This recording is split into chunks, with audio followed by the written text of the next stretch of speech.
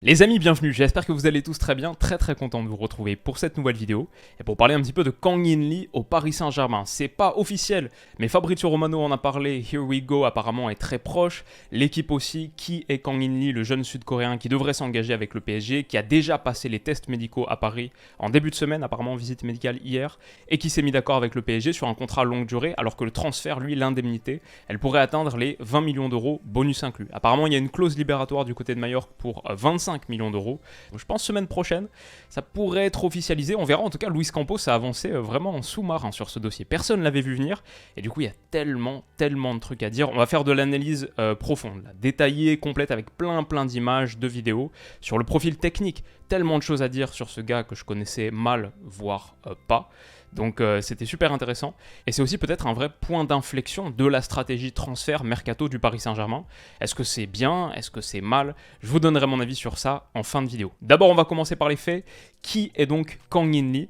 Déjà, Kang In, c'est son prénom, Lee, son nom de famille. Parfois, on voit Lee Kang In, parce qu'en Corée du Sud, on met souvent le nom de famille avant le prénom. Genre Son Heung-min. Son, c'est le nom de famille. Heung-min, le prénom. En l'occurrence, Kang In est le prénom et Lee, le nom de famille. Il est international sud-coréen, évidemment. Il est aussi espagnol, il a aussi la nationalité espagnole. Donc il ne compte pas comme un joueur extra-communautaire, ce qui est plutôt une bonne chose. Âgé de 22 ans, petit gabarit, on voit 1m73, 66 kg, gaucher. Quant à sa position sur le terrain, alors là c'est un petit peu plus complexe, on va y revenir dans quelques minutes. Mais ce qu'on peut dire sur son historique déjà, c'est qu'il est arrivé en Espagne très tôt, pour le coup, à Valence à l'âge de 10 ans, donc il est formé à Valence. Là on le voit à côté de Ferran Torres, ça devait être, je sais pas, 2019, 2020, un truc comme ça.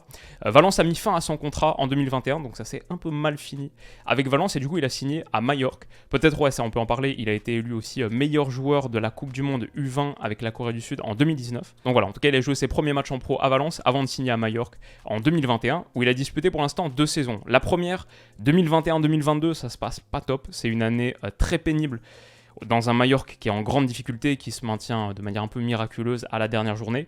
Donc 30 matchs disputés, il y a quoi, 1500 minutes à peu près, pas souvent titulaire, un but de passé. Année difficile pour Kang In Lee 2021-2022.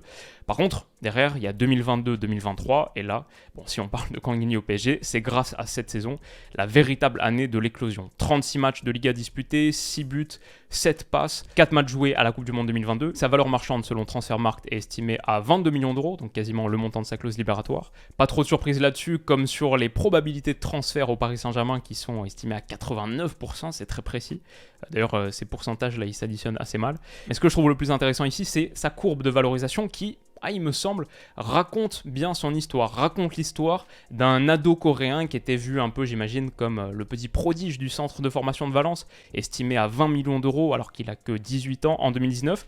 Et puis après, l'histoire d'un mec qui fait un peu l'épreuve de la réalité, en se confrontant à la réalité, en commençant vraiment à engranger du temps de jeu.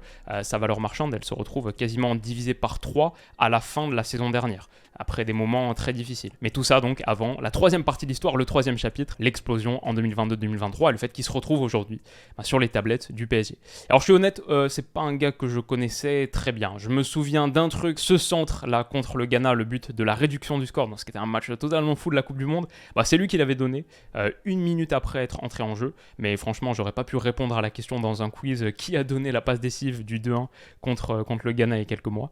En tout cas, c'est lui qui avait fait cette passe. Et ouais, j'avais vu un match de Majorque cette saison. C'était contre le Real Madrid, une victoire d'ailleurs. Mais je peux pas dire qu'il m'avait particulièrement tapé dans l'œil. Donc, pour éviter de faire une vidéo où on parle sur absolument rien du tout, genre ça aurait été pas suffisamment de matière pour dire la moindre chose intéressante, évidemment, ce matin, je me suis regardé plusieurs centaines de clips sur Instat, comme vous savez, la plateforme que je sponsorise pas, qui n'est pas sponsorisé, mais simplement mon outil de prédilection. Je me suis regardé 4-5 matchs, alors pas les matchs en entier, mais les séquences où il était impliqué, et toute la deuxième mi-temps, pour le coup, en entier, pour voir les déplacements sans ballon qu'on très taffé. Donc ouais, j'ai de la matière. Franchement, j'ai la sensation de plutôt bien connaître le joueur maintenant. J'ai vu des matchs à Majorque, j'ai vu des matchs avec la Corée du Sud, je l'ai vu dans l'axe, je l'ai vu sur l'aile, avec ballon, sans ballon. Donc tout ce qu'on voit pas en gros sur les compiles YouTube, les highlights. Et ouais, on va faire le profil technique, plein de choses à dire, et après je vous donnerai mon avis. Est-ce que c'est une bonne pioche, une bonne acquisition pour le PSG? Profil technique, déjà son positionnement sur le terrain, on a commencé à évoquer à quel point c'était un petit peu compliqué. En gros, il a joué un peu partout cette saison, beaucoup ailier gauche, donc sur son vrai pied. Milieu offensif, avant-centre à quelques reprises, deuxième avant-centre je pense aux côtés de Muriqi, ailier droit, deuxième attaquant, milieu gauche, un peu en piston ici.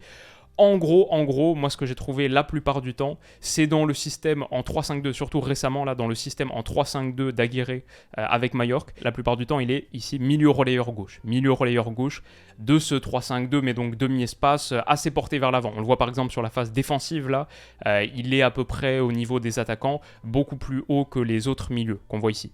Mais donc voilà, cette position là sur le papier, c'est un peu comme, je sais pas, Mkhitaryan par exemple avec l'Inter dans un même système d'Inzaghi, demi-finale de Ligue des Champions par exemple, la position de Mkhitaryan, un rôle très différent, mais voilà en gros. En vrai, c'est un gars qui se déplace à peu près partout sur le terrain. Si on doit le définir techniquement, je dirais 2 mots. Je pense on peut commencer en tout cas avec 2 mots, dribbleur et tacleur. Dribbleur, on le voit très bien ici. Sur les passes, il est pas mal. Passe décisive, expected assist, il est plutôt bien placé. Mais c'est vraiment sur les possessions progressives et les dribbles réussis où il est top 1% en Europe des attaquants avec 2,87 dribbles passés par 90 minutes. Ça veut dire quasiment 3 dribbles réussis par match. En vrai, il est mieux que top 1%. Il est 6e mondial. Les meilleurs dribbleurs du championnat cette saison 2022-2023, un visuel que j'ai trouvé sur Twitter, merci DataFoot. Dribble réussi 82 avec un très très haut pourcentage de réussite. Dans le top 10, là, Vinicius, Messi, Bellingham, Doku, Frimpong, il a le meilleur pourcentage de réussite, il en réussit 2 sur 3. Et ça se voit vraiment dans les images, c'est un dribbleur extrêmement efficient. Et puis après, c'est un bon tacleur, donc top 5% des attaquants qui taclent le plus, qui réussissent le plus de tacles par 90 minutes, interception, ballon contré, un attaquant de pression. Il fait beaucoup de travail défensif. De toute manière, on va arrêter de montrer des chiffres et on va montrer du football, du vrai football, où on voit que c'est un dribbleur, mais un vrai dribbleur électrique. Très tonique, bas sur ses appuis, sa gestuelle est très spéciale, ça fait vraiment boule d'énergie, très dense, qui dégage beaucoup d'énergie et qui, dès qu'elle est touchée, cherche à avaler les mètres, à percer l'espace avec des foulées courtes, mais très intenses. Bon, peut-être que ces 2 actions les plus connues, c'est les 2 suivantes. Son rush en fin de match contre Retafe là, pour aller marquer au bout d'une course de 50 mètres, c'était il y a quelques mois à peine, où il a montré sa pure vitesse, mais aussi donc son endurance, parce qu'il tape cette course à la 95e minute, après avoir enchaîné les efforts tout le match. J'ai vu toute la seconde mi-temps, toute cette mi-temps là, il s'est pas arrêté. Et son deuxième but, relativement connu, c'est peut-être contre son club formateur de Valence, où il fait danser un petit peu tout le monde dans la surface, et encore une fois, belle finition sous la barre. Mais voilà, des buts différents qui montrent ce qu'il est capable de faire. En sortie de dribble, il a une bonne vision et une bonne qualité de passe pour aller renverser par exemple. Majorque procède souvent en attaque rapide et dans l'ensemble, son alliage finesse technique et tonicité, c'est vraiment sympathique. Moi je trouve que c'est un joueur plein d'électricité, très tonique, très énergique et il perce vraiment l'écran.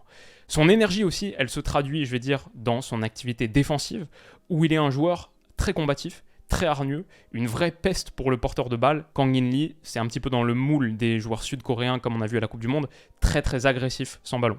Alors si on doit isoler quelques moments, j'aime bien cette séquence, parce qu'elle dit pas mal de choses, elle parle déjà sur sa mobilité, son activité, bonne vision et bonne passe derrière, mais ensuite, il se relâche pas. Ça, c'est vraiment Kang In Lee derrière, il relâche pas l'intensité et il poursuit son effort, ce qui lui permet d'aller ajouter une récupération en contre-pression. C'est un vrai joueur d'effort, c'est un vrai joueur de contre-pressing. Avec Kang In Lee, tu peux contre-presser.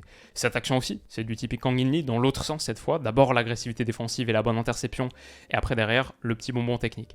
Et puis enfin, peut-être une de mes préférées là, déjà parce que ça part d'une récupération où il y a bonne anticipation, bonne intervention. Je trouve sa gestuelle défensive très spéciale et très plaisante. Le gars, c'est un acharné. Mais puis derrière, il n'y a pas vraiment de solution évidente, donc il va aller se créer l'espace seul, il s'ouvre une brèche via le dribble, joue l'appui sur Muriqi, et puis continue à proposer dans la profondeur pour aller gagner une faute. Grâce à son activité, grâce à son énergie, grâce à sa qualité technique et à sa vision, Majorque est passé d'une phase sans ballon basse à une faute gagnée dans le camp adverse en l'espace de 6 secondes. C'est ce qu'apporte Kang In Lee à une équipe. Ce genre de récupération là, tellement haute. Enfin, ça pour moi, c'est un exploit individuel défensif. C'est un peu l'équivalent sans ballon d'une chevauchée folle où tu dribbles 3 joueurs. Encore une fois, passer de ça à ça en 4 secondes, c'est quoi si c'est pas une clé du foot ? Comme le fait de faire ce genre d'effort là, alors qu'on pourrait presque dire que c'est pas son problème, c'est pas sa zone. Mais voilà, un attaquant qui, dans le dernier quart d'heure du match, pourtant bien usé par ses courses à répétition, fait du dépassement de fonction défensif. Je trouve ça assez beau. Et on a commencé à le voir, mais pour un dribbleur percutant qui a une gestuelle très tête baissée, il a plutôt une bonne vision en fait. Genre ici contre Grenade, déjà bonne première touche pour se mettre dans le sens du jeu, mais il se laisse pas enfermer. Il a vu Kubo aile droite, il peut le servir, il peut exécuter grâce à sa finesse technique, avant de le laisser filer très intelligemment en pleine surface pour bonifier le centre de Take Kubo et offrir une belle position de tir à Dani Rodriguez. Et tout ça, il peut le faire parce que techniquement il est fin, mais parce qu'il a constamment pris l'information. Ici, avant sa première touche, pour savoir qu'il est accompagné. Et puis là, après avoir décalé, ce qui lui permettra de laisser filer derrière. Pas mal.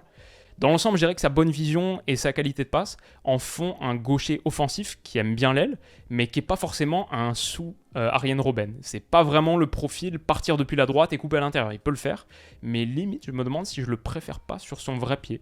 C'est une discussion à voir, on verra au PSG comment il sera utilisé, mais ouais, je l'aime bien sur son vrai pied. Sur le plan physique, je vais dire aussi sa gestuelle l'aide. Face à un gros morceau comme Djenné de Getafe ici, il résiste bien la charge, il l'évite grâce à sa vivacité, dans un duel qui est assez typique, je pense, de ce qu'il pourrait trouver en Ligue 1. C'est un bon tireur de coups de pied arrêté aussi, tire les coups francs, tire pas mal les corners, place ce ballon à peu près où il veut grâce à sa bonne patte gauche. C'est pas un bon finisseur. Si on doit parler de ses défauts, c'est pas un bon finisseur. Il a progressé par rapport à 2021, mais même les moments où ça va au fond, c'est pas des gestes hyper convaincants, je trouve. Et il y a des gros ratés dans l'eau, comme ici. Un truc que je lui ai accordé par contre, c'est qu'il a aucune peur.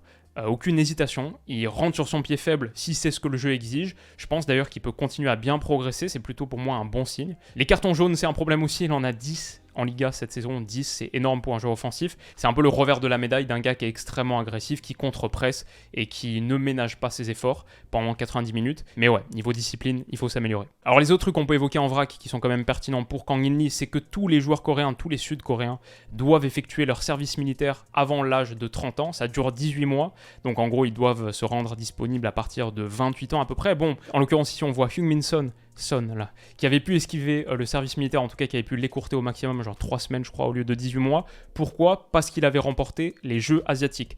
Donc ce serait peut-être important que Kang In-lee remporte les Jeux asiatiques. Ça tombe bien, entre guillemets, ils arrivent très vite, c'est septembre 2023.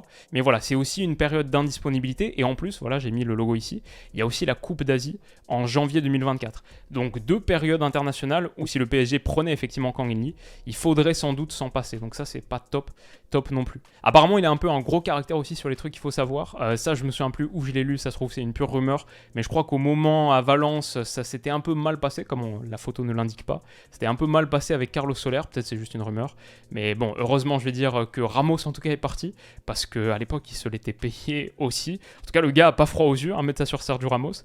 Peut-être on peut évoquer le côté coréen commercial parce que c'est sans doute quelque chose qui va revenir, prendre un joueur asiatique, booster les revenus, les ventes de maillots, l'attrait du Paris Saint-Germain en Asie de l'Est, etc. Bon, en vrai, il y a moyen, on va pas se mentir, en vrai c'est possible. Quand je vois sur chaque match là, de Majorque que j'ai regardé, il y a souvent des moments sur le public sud-coréen de Majorque, il a sa fanbase qui le suit de partout en Espagne, pareil sur la chaîne YouTube du RCD Mallorca, il y a genre 2 vidéos sur 3 qui sont en sud-coréen, donc ouais, c'est un vrai truc. Maintenant, je sais pas si le PSG compte vraiment là-dessus. Je crois que la marque PSG est déjà tellement forte de partout dans le monde que je pense pas que ce soit une composante importante de ce transfert. En revanche, le fait qu'il ait la nationalité espagnole, qui compte pas comme extra-communautaire, c'est une très bonne chose. D'ailleurs, il parle super bien espagnol. Normal, le gars est là depuis ses 10 ans, mais ouais, c'est assez impressionnant. Aquí ya se ha terminado, tenemos que preparar para el partido de Vallecas. Será ahora y todo el año que prepararemos lo máximo para poder sumar cada partido. Mais alors du coup, le bilan, la synthèse, qu'est-ce que j'en pense ? Mon avis sur Kang In-lee, et je vais dire que en vrai, de ce que j'ai vu, moi j'aime plutôt. Je pense que ça s'est senti dans la vidéo, mais les clips que j'ai vus, les séquences que j'ai vues, et j'ai vu vraiment de tout, j'ai vu aussi ce qui va pas.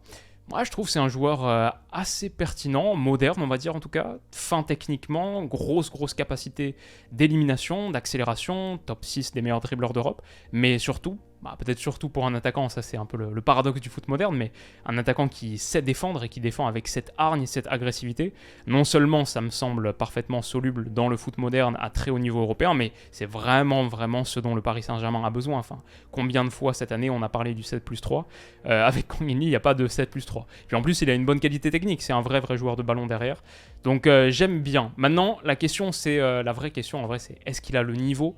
Parce que pour l'instant, on a vu des clips en Liga contre Getafe, contre Almeria, etc. sans connaître l'entraîneur du PSG, c'est très dur, je trouve, de le projeter sur un rôle particulier. Milieu gauche d'un 3-5-2 ou ailier droit que tu veux faire rentrer sur son vrai pied dans un 4-3-3. Je vais dire à la fin, Kang In-lee, c'est sans doute le type de joueur que le Paris Saint-Germain doit recruter. Lui exactement, on verra, mais ce type de joueur. Parce que Paris a été déjà tellement loin, on en parle depuis quoi, c'est la rengaine là, depuis 3-4 ans sur la chaîne.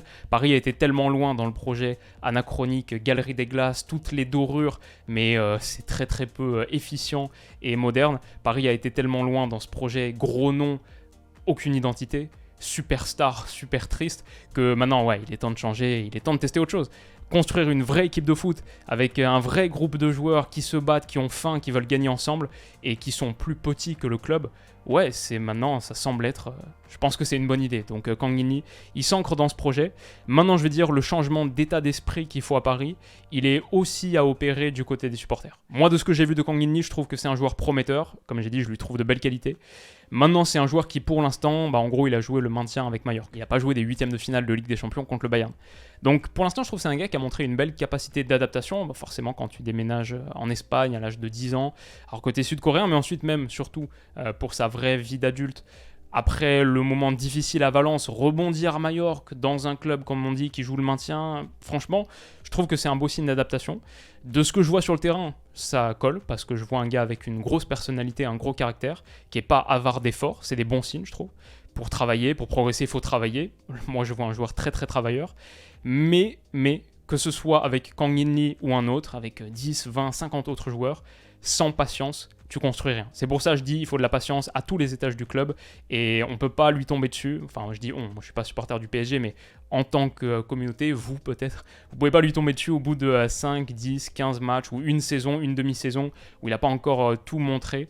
Parce que je pense que Paris, la réalité, si Paris veut aller vers un monde où Paris réussit, Paris doit être prêt à vivre au moins une saison de reconstruction. Je pense que c'est trop ambitieux de se dire que dès la saison prochaine, il faut retrouver les sommets et viser dernier carré de Ligue des Champions ou finale de Ligue des Champions. Je pense que si tu veux repartir sur un projet sain, ça suppose de prendre des joueurs qui sont de ce type et donc qui ont besoin de temps. Et en plus, il a que 22 ans, donc il a la marge de progression, mais qui ont besoin de temps. Tu dois être prêt à prendre le temps. Sans temps, sans patience, t'arriveras à rien. Donc voilà grosso modo ce que je dirais de Kang In-lee. Dans l'ensemble, il me plaît. À voir son utilisation évidemment, mais sur les premières impressions, je suis plutôt convaincu. J'aime bien, on verra. Les amis, j'espère que ça vous a plu, que vous avez appris 2-3 trucs, ou que ça vous aura au moins intéressé, que vous avez passé un bon moment. Si c'est le cas, n'hésitez pas à mettre un petit pouce bleu, ça m'aide vraiment. Et vous pouvez aussi vous abonner à la chaîne si vous le souhaitez, pour m'aider à franchir la barre des 550 000 abonnés. On est très proche. Et aussi pour ne pas rater toutes les autres vidéos mercato qui arrivent sur les prochains jours, les prochaines semaines. Prenez soin de vous les amis, et on se dit à bientôt. Bisous.